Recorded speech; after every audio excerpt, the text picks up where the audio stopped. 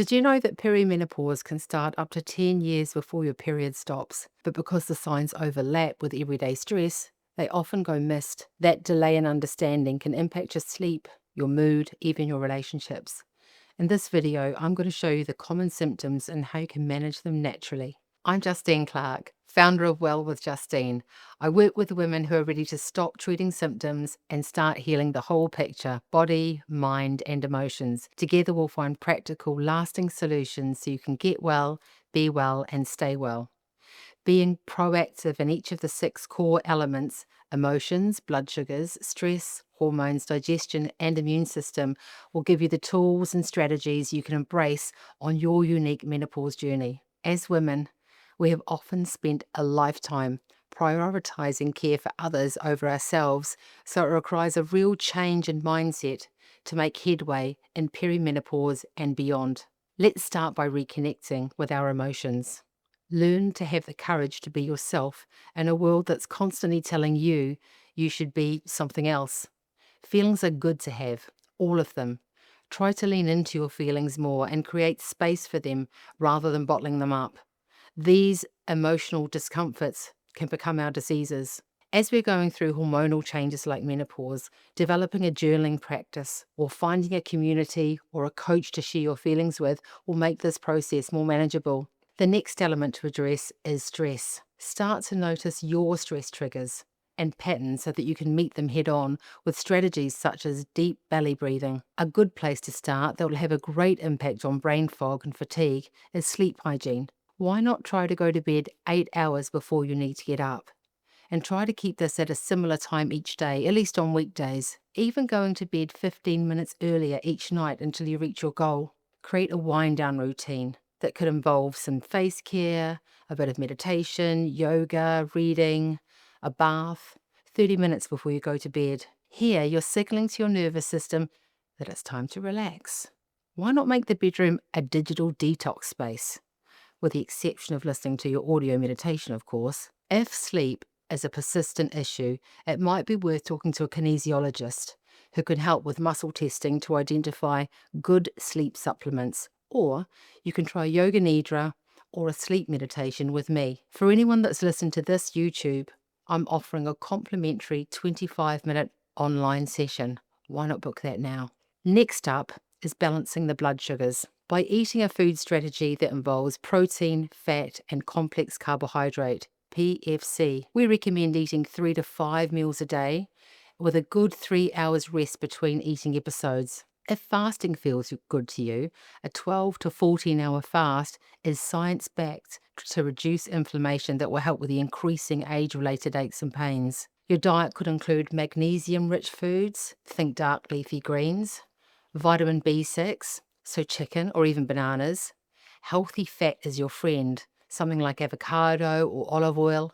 Zinc plays an important role in ovarian health, so why not sprinkle toasted pumpkin seeds on your soup or salad? How would this look like on a typical day for me? If I'm having breakfast, it will be a smoothie containing everything I mentioned above. For protein, I go for bone broth collagen powder, the very best I could find, a banana, coconut water, avocado or nut butter, chia seeds or ground flax seeds, and a handful of berries. Lunch then will be something like a salad or a soup with all of the above again. And I start with a mouthful of protein to get my metabolism going and end with something sweet when my blood sugars are already balanced. I won't snack typically, but if I do, it's something like a super easy homemade protein bar.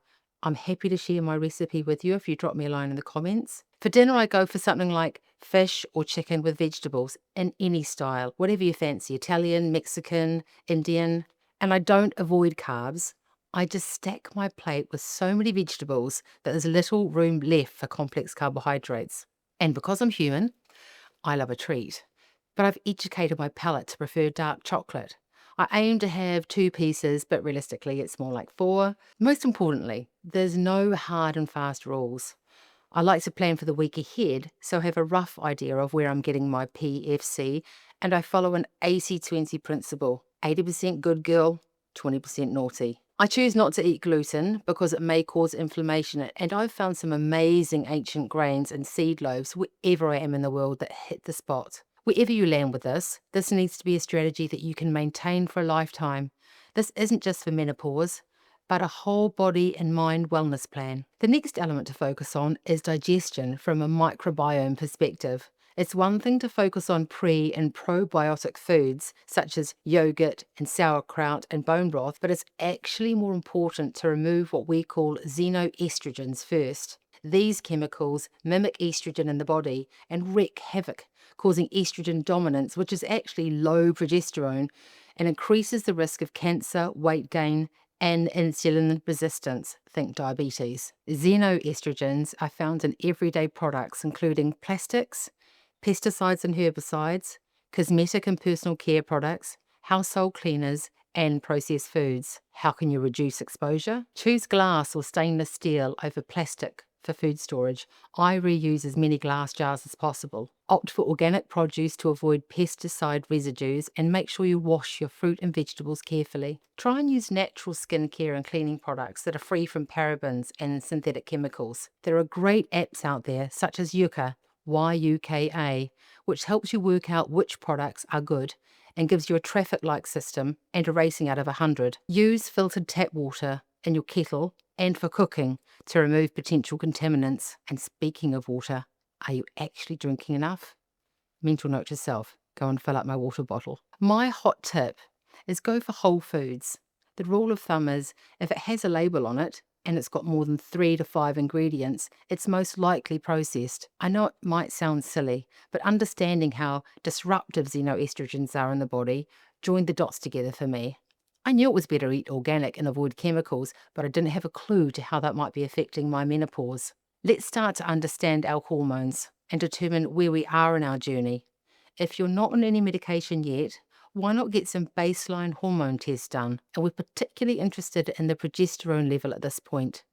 The GPs tend to focus on estrogen, but in perimenopause, it's actually the progesterone that drops away first. Progesterone is the calming sex hormone produced in the second half of a woman's cycle, and it has a key role to play in early symptoms. There are great bioidentical hormones that are yam-based that the body knows just what to do with. Please bear in mind that the synthetic hormone progestin found in birth control products is not the same chemical, and it may not provide all the health benefits required for a smooth transition to menopause. Our last element to focus on is immunity, and this isn't just to ward off cold and flu season, but to build resilience and flexibility in the body so it can withstand the challenges of life. Think of it as a savings account for your health that you can dip into in times of need. Invest in restorative practices in your daily routine. This can include any gentle exercise such as yoga and walking, rituals like sauna and cold water exposure,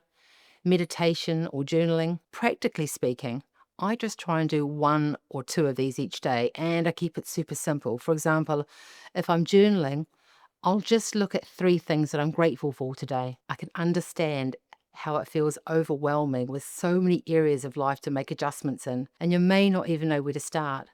That's exactly where I come in. With me as a wellness coach, we'll identify your priorities and together build a plan that you can grow. With a combination of hands-on therapy and coaching, we can bridge the gap between knowing what you should be doing and actually doing it. What would stop you from booking a 25-minute clarity call with me today to see how small changes will have you feeling and looking great?